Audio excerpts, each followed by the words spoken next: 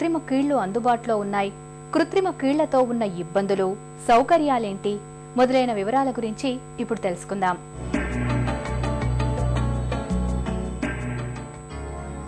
మనం నడుస్తున్నప్పుడు మన బరువుకు సుమారుగా 1.5 రెట్ల భారం, పరుగెత్తినప్పుడు దాదాపు 4 రెట్ల వరకు మోకాలిపై భారం పడుతుంది. మన జీవిత కాలంలో కొన్ని కోట్ల అడుగులు వేస్తాం. దీన్ని బట్టే అర్థం చేసుకోవచ్చు మోకాలి కీలుపై ఎంత భారం పడుతుందో. మోకీళ్లలో అరుగుదల మొదలైనప్పుడు మొదటి దశలో పొద్దున లేవగానే మోకాలు పట్టేసినట్టుగా ఉంటుంది. మెట్లెక్కి దిగుతున్నప్పుడు కొద్దిగా నొప్పులు ఉంటాయి. రెండో దశలో కీళ్ల మధ్యన గుజ్జు క్రమంగా తగ్గిపోతుంది, కీళ్లు దగ్గరగా వస్తాయి. ఇక మూడో దశలో అడుగు తీసి అడుగు వేయటం కష్టమైపోతుంది. నడుస్తున్నప్పుడు కిర్రుమనే శబ్దాలు వస్తుంటాయి. విశ్రాంతి సమయంలో కూడా నొప్పులు పోటెత్తుతుంటాయి. మోకాలు ఆర్థరైటిస్ డ్యామేజ్ అయిన ప్రతి ఒక్కరికి ఆపరేషన్ అవసరం లేదు. ఆపరేషన్ అనేది నా ఉద్దేశంలో చివరి దశలో చేయాల్సినటువంటి ప్రక్రియ. ఇది మొదలైనప్పుడు దాని ఉపశమనానికి వ్యాయామం, మోకాలు చుట్టూ ఉన్నటువంటి కండరాలను శక్తివంతం చేయడం, అలాగే కీళ్ళు బిగుసుకుపోయిన దాన్ని కూడా ఫ్రీ చేయడానికి కొన్ని రకాల ఎక్సర్సైజ్లు చేయడం, బరువు తగ్గించుకోవడం, నొప్పి వచ్చే ప్రక్రియలను తగ్గించుకోవడం. పూర్తి రెస్ట్ కాదు, నడిచేటప్పుడు నొప్పి వస్తుంది కాబట్టి నడకను తగ్గించుకొని వ్యాయామం కావాలంటే సైక్లింగ్ ద్వారా కానీ స్విమ్మింగ్ ద్వారా కానీ వ్యాయామం చేయడం అనేది మొదటి ప్రక్రియ. ఈ ప్రక్రియ పనిచేయనప్పుడు వైద్యుని పర్యవేక్షణలో కొన్ని మందులు తీసుకున్నప్పుడు ఆ ప్రారంభ దశలో ఉన్నప్పుడు ఆ వాపు, అలాగే ఇన్ఫ్లమేషన్ ద్వారా వచ్చే నొప్పి చాలా వరకు తగ్గుతుంది. ఇది కూడా పనిచేయనప్పుడు ఒక్కోసారి ఆర్థ్రోస్కోప్ ద్వారా కీలు లోపల భాగాలన్నింటినీ శుభ్రం చేసి అక్కడెక్కడ ఉన్న ఎగుడు దిగులను సరి చేసినట్లయితే అది కూడా కొంతవరకు పనిచేస్తుంది.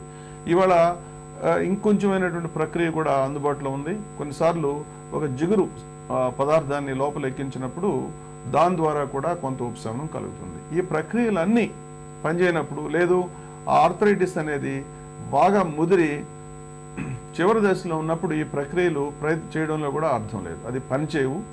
కాబట్టి నొప్పి నివారించడానికి అప్పుడు మాత్రమే మోకాలు రీప్లేస్మెంట్ ఆపరేషన్ గురించి చర్చించాల్సిన అవసరం ఉంటుంది.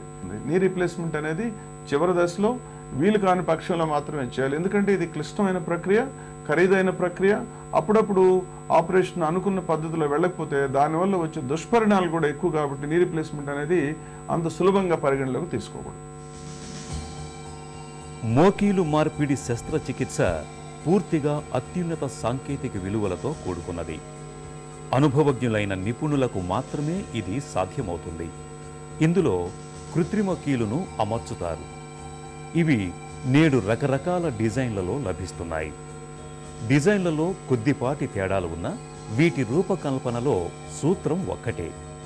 పైన కింద ఎముకకు అంటిపెట్టుకుని ఉండే భాగాన్ని ఒక రకమైన స్టీలుతో తయారు చేస్తారు. పరికరాల రెండింటి మధ్య మెత్తటి కదలికల కోసం హై డెన్సిటీ పాలీఎథిలీన్ అనే రకం ప్లాస్టిక్ ఉంటుంది. మోకాలు చిప్పని కూడా మార్చాల్సి వస్తే ప్లాస్టిక్తో చేసిన పదార్థాలనే ఉపయోగిస్తారు. మొదటి ఇది తొడ ఎముక, ఇదేమో కాలు ఎముక. ఈ తొడ ఎముకలో ఉన్నటువంటి అరిగిపోయిన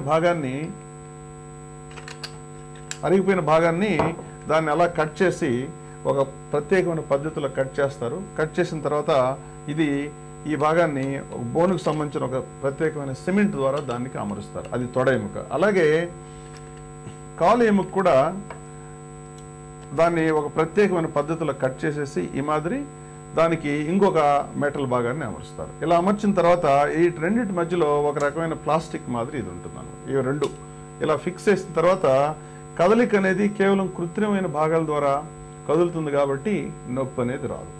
ఇలా ఉన్నప్పుడు ఎలా కట్ చేస్తారు బోన్ని, దాన్ని ఎలా బ్యాలెన్స్ చేస్తారు అనేది చాలా ముఖ్యమైనటువంటి ప్రక్రియ అనమాట. ఇక్కడ చూసినట్లయితే మనం ఒకవేళ వైద్యుడు పొరపాటుని ఇలా చేశాడు అనుకోండి, ఇలా చేసినప్పుడు ఈ భాగంలోనే ఎక్కువ ఒత్తిడికి లోనే కొద్ది రోజులకి ఈ భాగం అంతా అరిగిపోతుంది, అలాగే ఈ భాగం కూడా అరిగిపోతుంది. అలాగే ఈ స్టెబిలిటీ కూడా చాలా ముఖ్యం అన్నమాట. వీటన్నిటిని కూడా దృష్టిలో పెట్టుకొని క్లిష్టమైనటువంటి సాంకేతిక ప్రక్రియ దాన్ని అన్ని సరిగ్గా చేసినప్పుడు ఉద్దేశం ఏంటంటే చేసేటప్పుడు ఆ విధంగా అరిగిపోయిన జాయింట్ని కృత్రిమైన జాయింట్ అమర్చి పూర్వం ఎలా ఉన్నదో, అరక్కు ముందు ఎలా ఉన్నదో అదే దాని పరిస్థితి తీసుకురావాల్సినటువంటి ముఖ్యమైన ఉద్దేశం.